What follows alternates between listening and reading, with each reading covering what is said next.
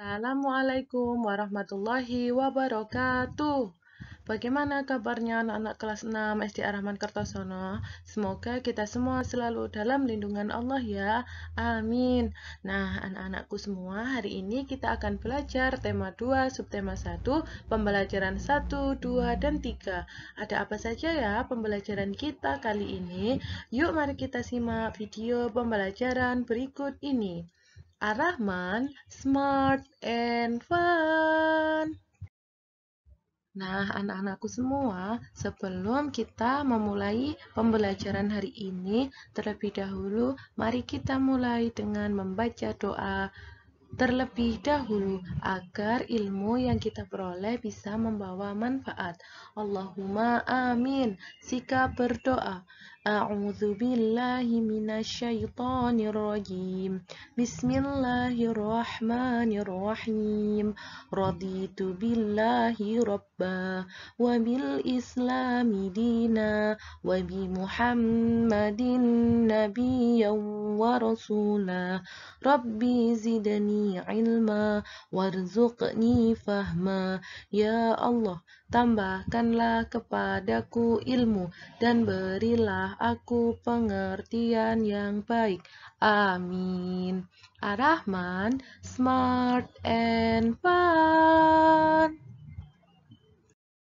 Anak-anakku semua, pembahasan kita yang pertama yaitu dengan materi bahasa Indonesia dengan pembahasan kata tanya dalam informasi penting. Nah, tentunya ketika kita mendapatkan sebuah informasi penting, tentunya di dalamnya pasti ada kata tanya. Mengapa informasi tersebut terjadi? Nah, kata tanya yang ada dalam informasi penting diantaranya ialah yang pertama, apa? Kata apa digunakan untuk menanyakan hal atau peristiwa apa yang akan terjadi. Yang kedua, siapa? Kata tanya untuk menanyakan seseorang atau pelaku yang terlibat dalam peristiwa tersebut. Kapan? Kata tanya untuk menanyakan waktu terjadinya peristiwa. Di mana? Kata tanya untuk menanyakan tempat terjadinya suatu peristiwa. Mengapa? Kata tanya untuk menanyakan penyebab terjadinya suatu peristiwa.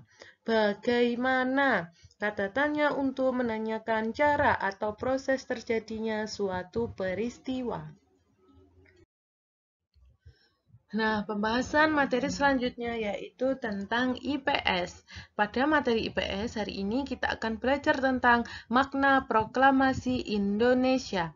Tahukah kamu bahwa proklamasi kemerdekaan memiliki makna yang sangat penting bagi bangsa Indonesia? Di antaranya ialah sebagai berikut. Yang pertama, sebagai puncak perjuangan Indonesia. Bangsa Indonesia telah dijajah selama bertahun-tahun oleh negara-negara Eropa sampai Jepang. Penduduk dengan latar belakang yang berbeda bersatu untuk melawan penjajah. Proklamasi kemerdekaan merupakan hasil dari perjuangan para pahlawan. Yang kedua yaitu pengakuan kepada dunia luar. Dengan membacakan teks proklamasi, Indonesia mengumumkan kepada dunia luar bahwa Indonesia adalah negara yang merdeka. Pengakuan ini secara de facto diikuti oleh pengakuan dari negara lain atau biasa disebut de jure. Nah, makna yang ketiga yaitu menaikkan martabat bangsa. Pembacaan teks proklamasi memberikan pesan kepada negara lain bahwa Indonesia adalah negara yang bebas dari penjajahan, negara yang memiliki martabat, dan negara yang mandiri. Nah, makna yang keempat yaitu sebagai perjuangan sebagai negara baru. Indonesia adalah negara yang dibangun oleh rakyat untuk rakyat. Negara Indonesia adalah negara mandiri yang tidak tergantung kepada negara lain. Nah, makna yang keempat yaitu tonggak sejarah negara Indonesia. Pembacaan teks proklamasi merupakan awal dari masa kemerdekaan Indonesia yang terbebas dari belenggu penjajahan. Nah, anak-anakku semua, proklamasi kemerdekaan Indonesia memberikan makna yang sangat penting bagi bangsa Indonesia. Sejak teks proklamasi kemerdekaan dibacakan, rakyat Indonesia memiliki negara merdeka, berdaulat, dan bermartabat. Tonggak sejarah tersebut tidak akan terjadi apabila tidak ada anak bangsa yang berani memproklamirkan kemerdekaan. Mereka adalah pejuang bangsa yang tidak boleh dilupakan. Berikut adalah para pejuang bangsa yang telah berjasa terhadap kemerdekaan negara Indonesia. Yang pertama yaitu Insinyur Soekarno, merupakan salah satu orang yang berjasa dalam mendirikan negara Republik Indonesia sebagai negara berdaulat. Bung Karno menyusun konsep teks proklamasi di rumah Laksamana Tadasi Maeda bersama Bung Hatta dan Mr. Ahmad Subarjo. Ia kemudian menandatangani teks proklamasi atas nama bangsa Indonesia beserta Bung Hatta. Yang kedua yaitu Drs Haji Muhammad Hatta atau Bung Hatta. Beliau menyusun konsep teks proklamasi bersama Bung Karno dan Mr. Ahmad Subarjo. Ia ikut menandatangani teks proklamasi atas nama bangsa Indonesia bersama Bung Karno. Muhammad Hatta adalah wakil presiden pertama Indonesia. Nah, tokoh yang lain yaitu Ahmad Subarjo. Ahmad Subarjo merupakan salah seorang tokoh dari golongan tua yang berperan dalam mempersiapkan proklamasi kemerdekaan Indonesia. Ahmad Subarjo ikut menyusun konsep teks proklamasi di rumah Laksamana Tadasi Maeda bersama Bung Karno dan Bung Hatta. Tokoh yang lain yaitu Laksamana Tadasi Maeda adalah seorang perwira tinggi Angkatan Laut Kekaisaran Jepang. Beliau membantu persiapan konsep teks proklamasi kemerdekaan dengan mempersilahkan rumahnya digunakan untuk kegiatan yang sangat penting ini. Selanjutnya, tokoh yang bernama Sukarni.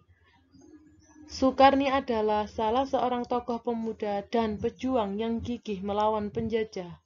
Sukarni mengusulkan agar yang menandatangani teks proklamasi adalah Bung Karno dan Bung Hatta atas nama bangsa Indonesia. Tokoh selanjutnya yaitu Fatmawati.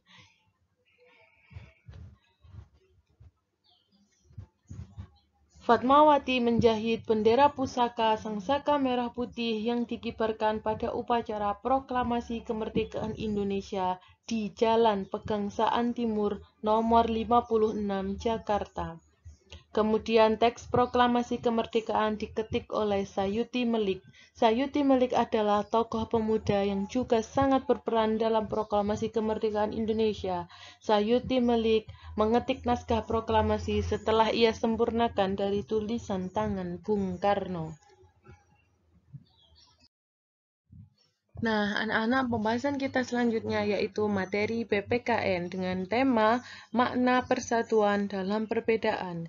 Indonesia adalah bangsa dengan beragam suku, bangsa, budaya, agama, serta keadaan ekonomi. Ada banyak contoh perbedaan di lingkungan sekitar kita. Perbedaan tersebut adalah kekayaan bangsa kita, dan untuk menjaga semangat persatuan dalam perbedaan, kita perlu hidup rukun. Hidup rukun dapat dimulai dari lingkungan keluarga, sekolah, dan juga masyarakat. Nah, ada banyak contoh perbedaan lingkungan di sekitar kita. Misalnya, di keluarga besarmu, mungkin ada yang berasal dari suku yang berbeda denganmu. Di lingkunganmu, mungkin ada tetangga yang berbeda budaya denganmu. Saat pergi ke provinsi lain, kita dapat mendengar bahasa daerah yang berbeda. Di sekolah, mungkin ada temanmu yang beragama Islam, Kristen, Katolik, Hindu, Buddha, maupun Konghucu. Nah, anak-anakku, ada beberapa sikap yang diperlukan untuk mencapai persatuan dalam perbedaan. Sikap tersebut perlu diterapkan dalam kehidupan sehari-hari. Di antaranya yaitu peduli. Peduli berarti menyadari bahwa orang lain mempunyai kebutuhan yang berbeda dari kita. Yang kedua, mendahulukan kepentingan bersama. Kepentingan bersama dapat mencakup kepentingan di suatu lingkungan, masyarakat, sekolah, maupun negara. Yang ketiga, toleransi. Toleransi artinya sikap saling menghormati dan menghargai antar individu meskipun terdapat perbedaan di dalamnya. Nah, ketiga sikap itu harus kita pegang teguh dalam kehidupan sehari-hari agar terciptanya persatuan dalam perbedaan. Nah, anak-anak, selanjutnya yaitu materi SPDP dengan tema pola lantai gerak tari. Pada pembahasan kita yang pertama yaitu gerak tari. Gerak tari merupakan salah satu unsur pada tari. Gerak tari ada berbagai macam, di antaranya yaitu gerakan tari klasik, yang merupakan gerakan tari yang menirukan gerakan manusia. Selain itu, juga dapat menirukan gerakan hewan tertentu. Contohnya ada pada tari topeng, tari golek, dan lain sebagainya. Yang kedua, tari kerakyatan merupakan gerakan yang meniru kegiatan dan emosi manusia atau perangai hewan. Contohnya pada tari reok Ponorogo, tari ketuk tilu. Yang ketiga, gerak tari kreasi baru merupakan gerak tari yang dibentuk dari gerak tari yang sudah ada. Contohnya tari saman, tari kecak, tari seringgi, dan lain sebagainya. Nah, pembahasan selanjutnya yaitu tentang pola lantai. Saat melakukan tari kelompok, para penari membuat bentuk atau formasi tertentu yang disebut pola lantai. Pola lantai merupakan garis yang dilalui penari saat melakukan gerak tari. Pola lantai dapat dibentuk secara tunggal, berpasangan, atau kelompok. Nah, pola lantai ada beberapa, di antaranya yang pertama, pola lantai vertikal atau lurus seperti pada gambar di bawah ini. Tari klasik banyak menggunakan pola lantai vertikal. Penari membentuk garis vertikal, yaitu garis lurus dari depan ke belakang atau sebaliknya. Pola lantai ini memberikan kesan sederhana tetapi kuat. Contohnya yaitu pada tari serimpi dari Jawa Tengah dan juga tarian yang lainnya. Nah, pola lantai yang kedua yaitu pola lantai diagonal. Penari berbaris membentuk garis menyudut ke kanan atau ke kiri. Nah, contohnya yaitu pada tari gending Sriwijaya dari Sumatera Selatan. Nah, pola lantai yang ketiga yaitu pola lantai garis melengkung. Penari membentuk garis lingkaran. Tari rakyat dan tari tradisional banyak menggunakan pola ini. Pada pola lantai ini memberikan kesan lemah dan lembut. Contohnya yaitu pada tari Mabadona dari daerah Taroja, Sulawesi Selatan, dan juga tari Randai dari Sumatera Barat. Nah, demikian tadi pembelajaran kita pada hari ini. Terima kasih kalian sudah menyaksikan video pembelajarannya ya. Semoga bermanfaat. Sekian dari Bu Devi. Mohon maaf apabila ada kekurangan. Yuk mari kita tutup dengan membaca hamdalah bersama. Alhamdulillahirabbil alamin. Ar-Rahman, smart and fun. Wassalamualaikum warahmatullahi wabarakatuh.